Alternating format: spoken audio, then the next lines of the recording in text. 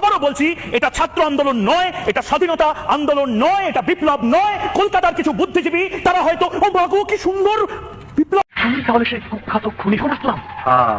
এই কল্লাটার দাম 25 লাখ। তো ও বাগু কি সুন্দর বিপ্লব হচ্ছে বলতে পারেন, কিন্তু এ সমস্ত কিছু নয়, হক বিতর্ক। এবং সবচেয়ে ভয়ঙ্কর বিষয়, এই মুহূর্তে যে ব্রেকিং নিউজ এসেছে দেখাবো।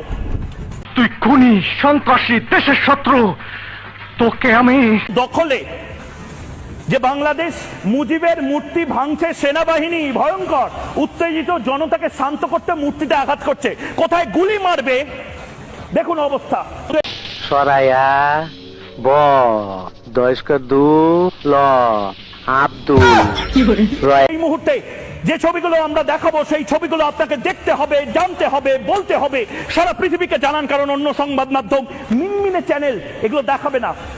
ময়ূক এই ছবিগুলো আপনাকে দেখাচ্ছে। হিসাব বোঝো না, দুধু খাও।